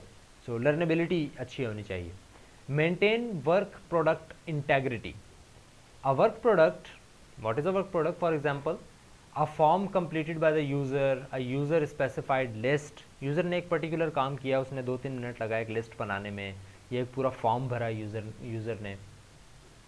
It must be automatically saved so that it will not be lost if an error occurs. ये ना हो कि कोई एरर हो तो फिर यूज़र को वो काम दोबारा करना पड़े। आमतौर पर ये फॉर्म्स के अंदर हम देखते हैं कि ये गलती हो जाती है वेब एप्लीकेशंस के अंदर। आपने पूरा फॉर्म भर लिया, आपने 15-20 एप्लीकेशन फील्ड्स जो हैं वो फिल कर ली और उसके बाद फिर वो कैप्शा मांगता है, ज़्यादातर यही होता है, कैप्शा मांगता है वो आपसे। आप कैप्शा उसको एंटर करते हैं, वो कहता है नहीं कैप्शा इज़ रॉन्ग, और आपका पेज पूरा रिफ़्रेश हो जाता है। अब वो 15-20 चीज़ें आपको दोबारा फिल करनी पड़ेंगी। That should not be the case. चीज़ें सेव हो जानी चाहिए पहले से। अगर यूज़र ने कोई गलती की है तो वो गलती उसी गलती तक महदूद रहे, यूज़र की बाकी चीज़ों के ऊपर वो चीज़ अफेक्ट ना कर रही हो। Readability, all information presented through the interface should be readable by young and old, not just young and old but to the children as well and to the people with disabilities as well. All of the people that are going to use your application, your application should be readable to all of the people equally. ये ना हो कि अगर एक बंदे की थोड़ी सी for example visibility में इशू है, उसको एक कलर नज़र नहीं आता है, तो फिर आप उसकी रीडेबिलिटी उतनी अच्छी ना हो जितनी अच्छी दूसरे बंदे की हो। नहीं, आप उसको भी असिस्ट करें, आप टेक्स्ट को यूज़ करें, आप ना सिर्फ कलर्स के ऊपर रिलाई करें, आप टेक्स्ट को यूज़ करें, ना सिर्फ आप टेक्स्ट के ऊपर रिलाई करें, आप कलर्स को भी यूज़ करें। सो तकरीबन वो सारी चीज़ें यूज़ करें ताकि हर तरह का यूज़र जो कि आपकी एप्लीकेशन को यूज़ कर रहा है, उन सब के लिए रीडेबिलिटी आपकी एप्लीकेशन की सिमिलर हो। हमारी मीटिंग आई थिंक एंड हो जाएगी 10 मिनट बाद, दोबारा हम ज्वाइन करेंगे for a few minutes. Okay, then track state. When appropriate, the state of the user interaction should be tracked and sorted so that a user can log off and return later to pick up where she left off. Web application का एक बहुत important feature, क्योंकि web application की अगर हम बात कर रहे हैं तो इट मीन्स कि user will go offline and user might not be online for all of the time. So you should track users usability, user क्या यूज़ कर रहा था, आपको उसको ट्रैक करना है, और ताकि आप वहीं पर यूज़र को ला सकें जब वो दोबारा लॉगिन करता है। तो आप लॉग आउट करके चले जाएं। मैं फॉर एग्जांपल एक क्विज़ बना रहा हूँ एलएमएस के ऊपर, और क्विज़ एलएमएस को मैंने लॉग आउट कर दिया, तो वहाँ तक चीज़ें मेरी सेव रहें। जब मैं दोबारा लॉगिन करूँ तो ये ना कहे कि, बल्कि कुछ भी ना कहे, ऐसा ना हो कि वो मुझे बताए ना कि आप कोई क्विज़ डिज़ाइन कर रहे थे, मुझे याद करवाए कि आप लास्ट टाइम ये क्विज़ डिज़ाइन कर रहे थे, यहाँ तक आपने किया था, और इसके बाद आपने क्या करना है। ट्रैक करें यूज़र के मूव्स को।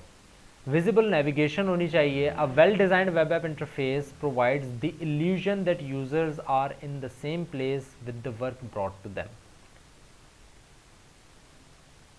इट पर्टिकुलरली मीन्स कि नेविगेशन सिर्फ for the sake of navigation नहीं होनी चाहिए, बल्कि विजिबल भी होनी चाहिए नेविगेशन।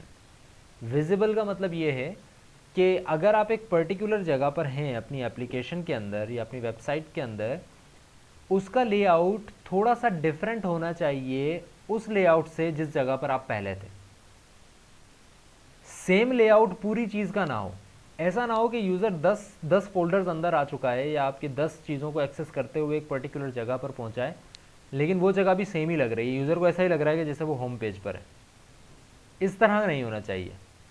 एटलीस्ट कम अज़ कम आप ये कर दें कि आप जिस जगह से यूज़र आया है उसकी नेविगेशन ऊपर लिख दें। अगर आप लेआउट चेंज नहीं करना चाह रहे तो एटलीस्ट उसकी नेविगेशन लिख दें कि आप होम पे थे, होम के बाद आप इस फोल्डर पे आए, फिर आप इस फोल्डर पे आए, now you are on this page. Visibly user को दिखाएं कि now you are at a certain position. Otherwise the user can get confused कि ओके ये चीज़ तो आई थिंक मैं होम पेज पर हूँ, या आई थिंक कि मैंने फॉर्म फिल कर लिया है, या आई थिंक कि मैंने लॉगिन नहीं किया हुआ। So don't use that.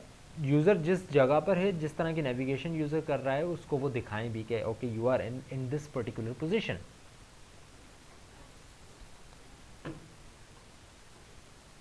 Now design के वर्क फ्लो के ऊपर आते हैं। वर्क फ्लो का मतलब यही है कि आपकी एप्लीकेशन किस तरह से काम कर रही है, उनका वर्क फ्लो किस तरह से होगा, विच मीन्स आप नेविगेशन किस तरह से लेके जाएंगे, एक जगह से दूसरी जगह पर अगर आप जा रहे हैं तो उसका लेआउट किस तरह से होना चाहिए। These are some of the things जो कि अभी हमने देखनी है। Review information content in the analysis model and refine as required. जिस तरह से अभी आपने एनालाइज किया, यूज़र को समझा, डिज़ाइन को समझा, उसको रिफ़ाइन करें कि क्या आपने जो जो सारी चीज़ें की थी वो सारी चीज़ें एप्लीकेबल हैं भी या नहीं। हो सकता है कि कुछ चीज़ें हों जो कि आपने एज अ फ़ीचर अच्छा करना चाहिए हो, लेकिन वो दूसरे फीचर्स के साथ कंपैटिबल ना हो, सो उनकी इन्फॉर्मेशन को रिव्यू करें। Develop a rough sketch of the web application interface layout. एक रफ स्केच बनाएं। अभी इम्प्लीमेंटेबल जो है वो हम एप्लीकेशन नहीं बना रहे हैं, डिज़ाइन नहीं बना रहे हैं, just a rough sketch. Map user objectives into specific interface actions. User के जो ऑब्जेक्टिव्स हैं उनको आप एज अ नेविगेशन दे दें। आपको लगता है कि यूज़र ये 10 काम करने आएगा या ये 5 काम है जिनमें से यूज़र कोई करने आएगा, कोई भी यूज़र कोई एक काम करेगा, कोई 2 करेगा, कोई 3 करेगा, ये वो 50 काम हैं जो कि यूज़र के ऑब्जेक्टिव्स होंगे आपकी एप्लीकेशन के लिए, तो उसको आप इंटरफेस एक्शंस के तौर पर शो करें। यानी कि वो सारे बटन्स आप लगा दें कि भाई ये 10 काम है, आप इनमें से क्या करना चाह रहे हैं, मैप कर दें उनको अच्छी तरीके से। Define a set of user tasks that are associated with each action. हर एक्शन के साथ कुछ सब एक्शंस भी होंगे, उनको भी डिफाइन कर दें।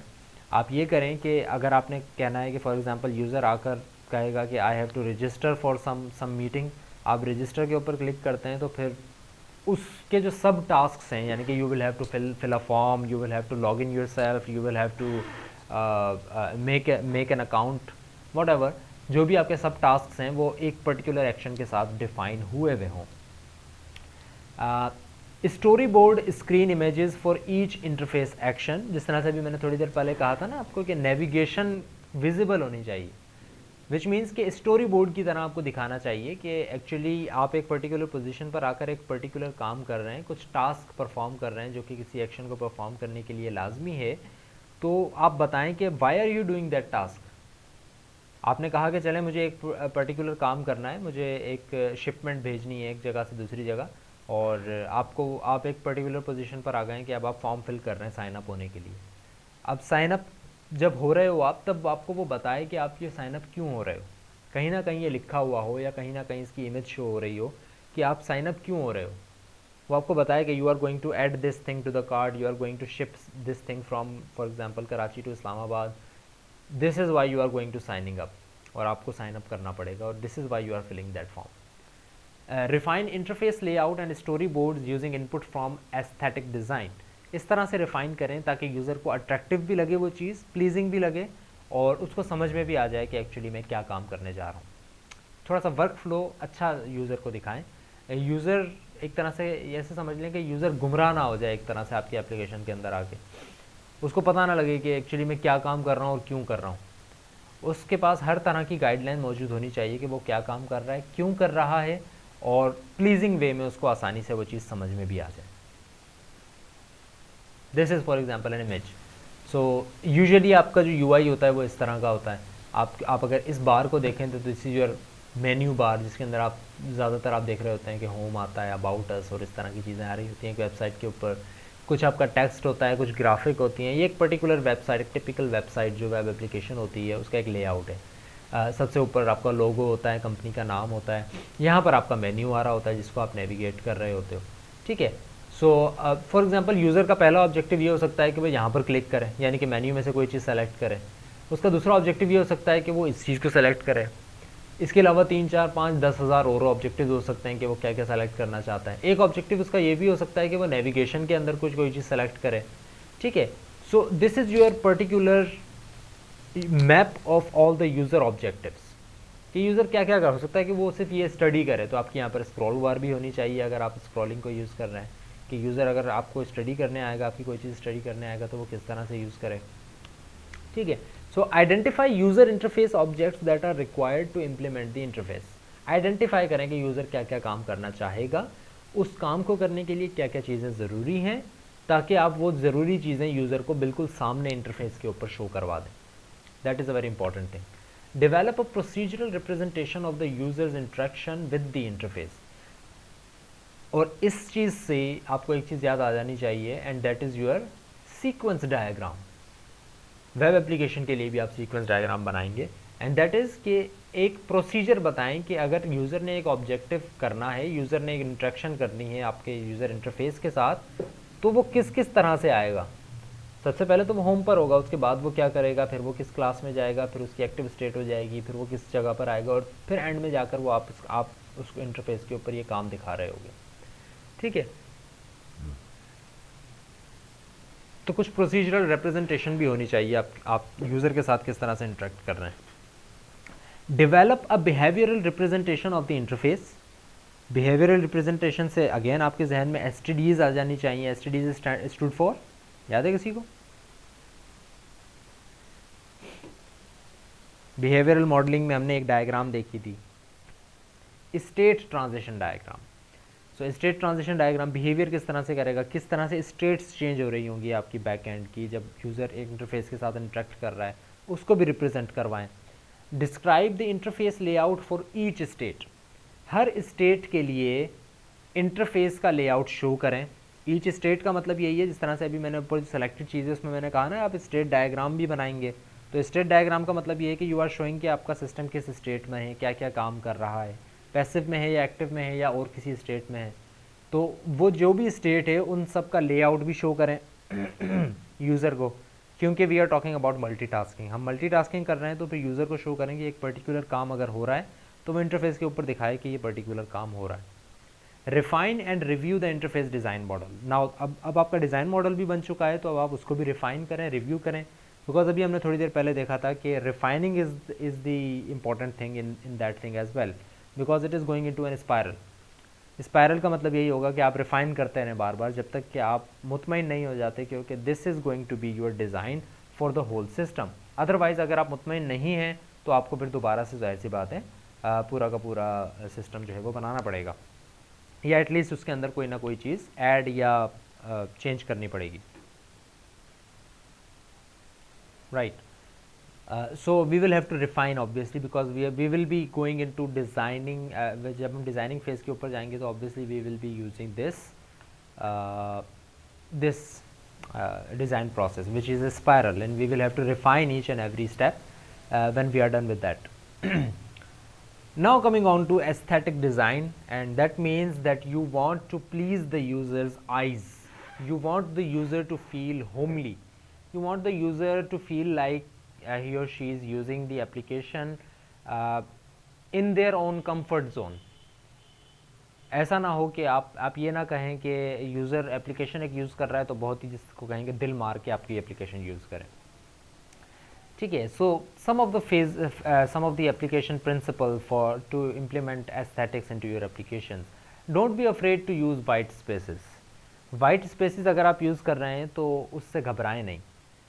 ज़्यादातर हम ये देखते हैं कि जो न्यूबीज़ होते हैं ना डिज़ाइनिंग फेज़ में, जब वो आते हैं जिनको इतना ज़्यादा पता नहीं होता है, तो उनको ये चीज़ बुरी लग रही होती है कि एक जगह खाली क्यों है, ये जगह खाली क्यों है, इस जगह पर हम क्या डालें, ये जगह खाली क्यों आ रही है, इस जगह पर हम क्या लिखें। ये नहीं होना चाहिए। जो चीज़ इंपॉर्टेंट है आप वो लिखें, इसके अलावा चीज़ों को खाली रहने दें।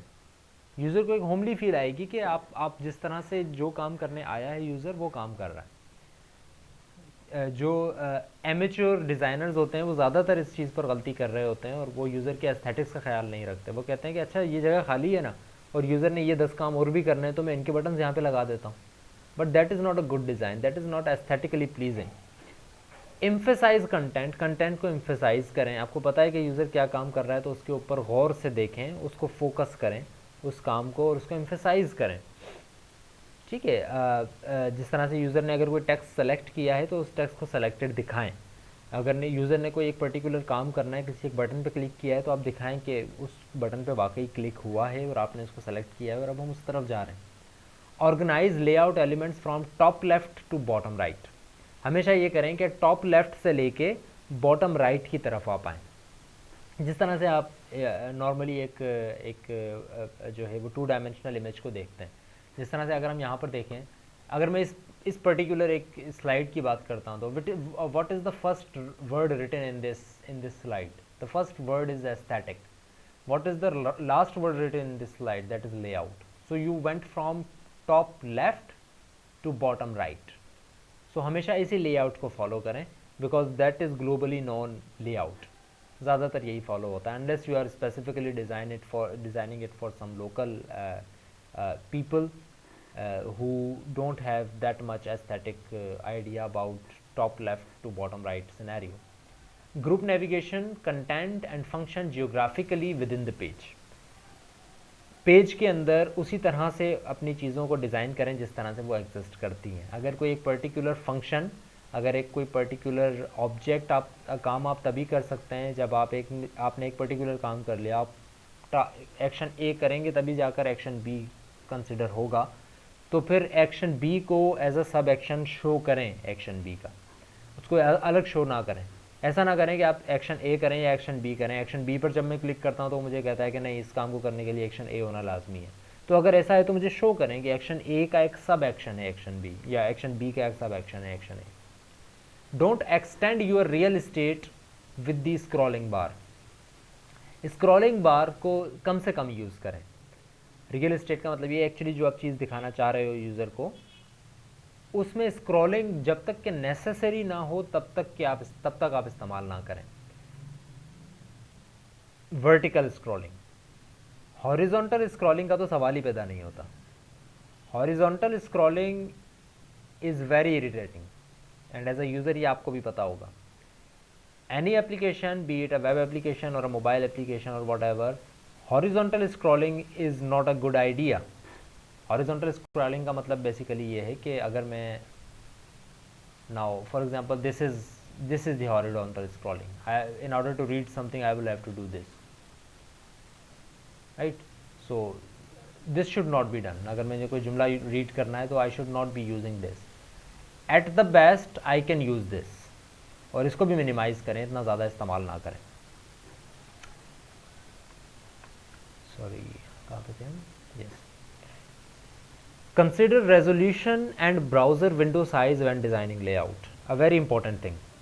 जैद किसका पूछ रहे हैं आप? सेकंड लास्ट अभी जो मैंने बात की हॉरिजॉन्टल स्क्रॉलिंग की, आई थिंक वो मैंने कर दी आपको जो है वो एक्सप्लेन। हॉरिजॉन्टल स्क्रॉलिंग, हाँ, हॉरिजॉन्टल स्क्रॉलिंग असल में जो है ना, it's not very pleasing at all. Computers के अंदर आप बात कर लें, मोबाइल के अंदर आप बात कर लें, हॉरिजॉन्टल स्क्रॉलिंग कभी भी एक अच्छा आइडिया नहीं होता, ठीक है। इसी वजह से आप ये देखें, एक चीज़ को गौर करें ज़रा कि आप पिछले 15-20 सालों के अंदर जो आप अपनी मॉनिटर्स को या स्क्रीन्स की अगर एवोल्यूशन देखेंगे ना, तो आपकी स्क्रीन्स हॉरिजॉन्टली ज़्यादा चौड़ी हुई हैं, ठीक है, वर्टिकली ज़्यादा लंबी नहीं हुई हैं। ठीक है, आप अगर पहले चले जाएं, बहुत पुराने टीवी पे चले जाएं तो दोज वर स्क्वायर्स। ठीक है, फिर उसके बाद टीवी थोड़ा सा फैलना शुरू हो गया, आपका टीवी हो गया या आपकी स्क्रीन हो गई, वो फैलना शुरू हो गई, वो लंबी नहीं हुई ज़्यादा लेकिन फैलना शुरू हो गई। ठीक है, तो हॉरिजॉन्टल स्क्रॉलिंग यूज़र के लिए कभी एक अच्छा आइडिया नहीं होता है। सिमिलरली अगर आप कोडिंग कर रहे हैं तो कोडिंग के अंदर भी आप ये देख सकते हैं कि कोडिंग अगर आप एक पूरी एक स्टेटमेंट लिखते हैं और एक बहुत लंबी स्टेटमेंट हो गई है तो यू वुड वांट कि वो नीचे लाइन में आ जाए, 2 लाइन्स में आ जाए, लेकिन हॉरिजॉन्टली आपको स्क्रॉल ना करना पड़े। So consider resolution and browser window sizes when designing layout. जब आप डिज़ाइन कर रहे हो अपने लेआउट को तो रेजोल्यूशन का भी ख्याल रखें, ब्राउज़र के विंडो साइज़ का भी ख्याल रखें। आपको पता हो कि यूज़र किस डिवाइस पर किस तरह से आपकी एप्लीकेशन को यूज़ करेगा, तो इट वुड बी बेटर कि आप उसको अच्छी तरह से डिज़ाइन कर सकें। ये ना हो कि आपने डिज़ाइन किसी ऐसे कंप्यूटर के लिए किया है जो कि एक बहुत हाई फाई स्क्रीन को यूज़ कर रहा है, लेकिन यूज़र उसको मोबाइल पर चलाता है और उसको कुछ भी समझ नहीं आ रहा कि आपकी एप्लीकेशन किस तरह से काम कर रही है। This is the evaluation cycle, sorry, not evolution cycle, evaluation cycle of your design. सबसे पहले आप preliminary डिज़ाइन बनाएंगे, यानी कि एक रफ आइडिया कि आपने किस तरह से डिज़ाइन बनाना है। फिर आप फर्स्ट प्रोटोटाइप बनाएंगे। फर्स्ट प्रोटोटाइप का मतलब ये है कि आप बताएंगे अच्छा मुझे ये चीज़ें चाहिए थी, इसका मतलब है कि डिज़ाइन इस तरह से होगा, तो आप डिज़ाइन बना लेंगे। उसके बाद यूज़र इवेल्यूएट्स इंटरफेस, यूज़र फिर इंटरफेस को इवेल्यूएट करेंगे। फिर आप evaluation is studied by the designer. Interface design या तो कंप्लीट हो जाएगा इस स्टेप के बाद, या फिर हो सकता है कि कुछ मॉडिफिकेशंस आपको करनी पड़े। तो अगर कुछ मॉडिफिकेशंस करनी है तो आप मॉडिफिकेशन करेंगे, फिर एक और प्रोटोटाइप बनाएंगे। प्रोटोटाइप नंबर 2 हो सकती है, 3 हो सकती है, जितनी भी आप प्रोटोटाइप बनाना चाह रहे हैं। प्रोटोटाइप का मतलब वर्जन्स, ठीक है। और फिर उसके बाद आप दोबारा आएंगे और यूज़र के पर्सपेक्टिव से देखेंगे कि यूज़र को किस तरह से यूज़ करेगा। आपको लगता है कि यूज़र के लिए अब भी शायद कुछ चीज़ें इसमें नहीं हैं या कुछ चीज़ें मुश्किल हैं, तो अगेन उसको दोबारा स्टडी करें। अगर आपको लगता है कि उसको चेंज करने के बाद सही हो गया है तो डिज़ाइन कंप्लीट है, अदरवाइज़ आपने दोबारा यही काम करना है, ठीक है। तो this is the evaluation cycle of your whole design method. यहीं तक हम आज के लेक्चर को रखते हैं। नेक्स्ट लेक्चर के अंदर we are going to move towards the next step of our phase, और एक स्टेप को हम थोड़ा सा स्किप कर देंगे यहाँ पे। सॉफ्टवेयर इंजीनियरिंग के कोर्स के अंदर हम एक चीज़ को थोड़ा सा स्किप करेंगे यहाँ पे, और वो फेज़ है इम्प्लीमेंटेशन का, इम्प्लीमेंटेशन और इंटीग्रेशन का। क्योंकि उसके अंदर कुछ चीज़ें ऐसी हैं जो कि जब तक हम पूरी सॉफ्टवेयर प्रोसेस को नहीं देख लेते तब तक हम उस चीज़ को स्टडी नहीं कर सकते, ठीक है। हमें ऑब्वियसली ये काम होगा पहले ही, फॉर एग्जांपल टेस्टिंग से पहले होगा इम्प्लीमेंटेशन और इंटीग्रेशन का काम, लेकिन कुछ चीज़ें इम्प्लीमेंटेशन और इंटीग्रेशन में इस तरह की हमने समझनी है जो कि रिलेट कर रही होंगी आपकी टेस्टिंग से। कुछ चीज़ें हम ऐसी करना चाह रहे हैं जो कि टेस्टिंग के फेज़ के अंदर हमें ज़्यादा ना करनी पड़े, तो हम टेस्टिंग वगैरह को पहले स्टडी करेंगे, उसके बाद जो है फिर हम इम्प्लीमेंटेशन और इंटीग्रेशन को स्टडी करेंगे। वो इतना ज़्यादा टाइम नहीं लेंगी अगर हम टेस्टिंग को पहले स्टडी कर लें।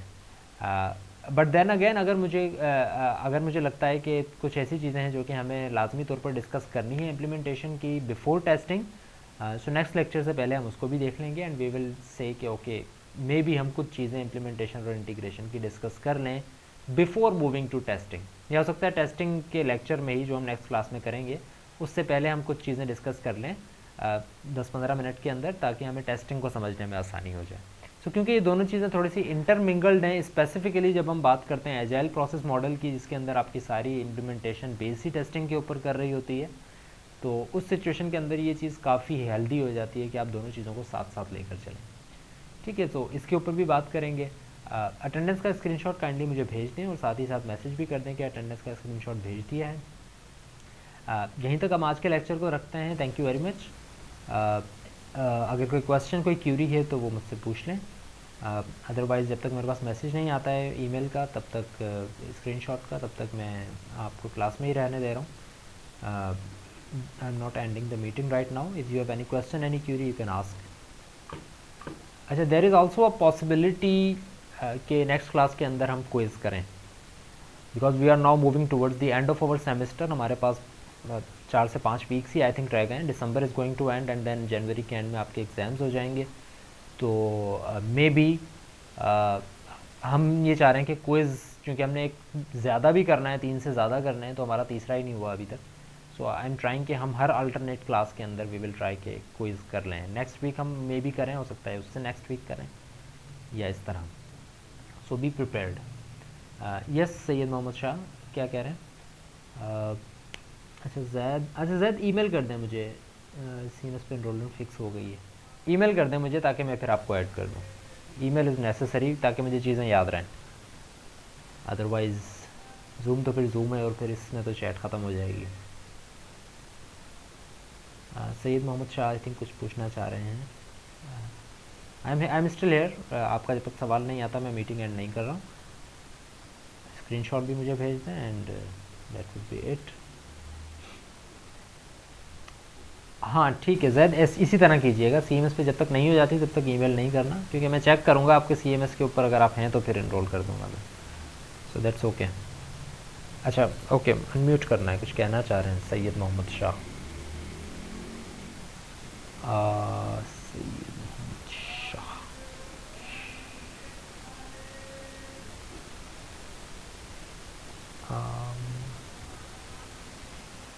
जी सैयद कहें। हेलो सर, अस्सलाम वालेकुम। वालेकुम अस्सलाम। सर मैंने आपको एक ईमेल भेजा था सर। रिस्पॉन्स किया होगा फिर मैंने। आई थिंक मेरे पास कोई अनरीड ईमेल अभी तक नहीं है। कौन सी ईमेल की नहीं बात कर सर, नहीं आया ना वो। सर मेरे साथ मसला ये हुआ था सर, मैंने ना आपको ईमेल भी किया था। रहे हैं? हाँ। वो असाइनमेंट असाइनमेंट नंबर 1। लेकिन वो मैंने टर्निटिव, वो टर्निटिव था ना, हाँ वहाँ पे भी सर मैंने सबमिट किया था। अच्छा ठीक है, आप मुझे दोबारा ईमेल कर दें काइंडली, क्योंकि इस तरह की काफ़ी ईमेल्स थी, मेरे ख्याल से तो हो जाना चाहिए आपके मार्क्स ऐड। काफ़ियों की मैंने कर दी हैं टर्निटिव पे जिन्होंने की थी। आप ऐसा करें दोबारा लेकिन सर मुझे वो ईमेल मेरे कर दें। पास ना, वो सर मेरे पास ना वो वहाँ पे सेव हो गए थे। जो मैंने आपको सेंड किए थे ना, ड्राफ्ट पे सेव हो गए थे सर वो मेरे ईमेल। इसी वजह से सर वो आपको मैंने टर्निटिव पे तो सबमिट हो टर्निटिव गया था की ना? वो, जी जी वहाँ पे तो हो गया था। चलो मुझे फिर ईमेल कर दें कि आप जो असाइनमेंट 1 है ना वो टर्निटिव से देख लें, ठीक है? Okay sir. सब्जेक्ट का मुझे बता के। ओके। Thank you. अच्छा यस इंशाल्लाह अब्दुल वदूद, देखते हैं मे बी 4 क्विज़ ही हो जाए हमारे। शाजिब जैन कह रहे हैं कि फ़ाइनल टेक होम एग्ज़ाम होंगे 24 आवर्स वाले। यस इट्स पॉसिबल कि आपके टेक होम एग्ज़ाम हो 24 आवर्स के भी हो सकते हैं, वो हो सकता है ज़्यादा भी हो सकता है उसका टाइम। सो इट्स पॉसिबल कि टेक होम एग्ज़ाम ही होंगे आपके, nothing else. So thank you, that's about it from today's class. See you in the next class.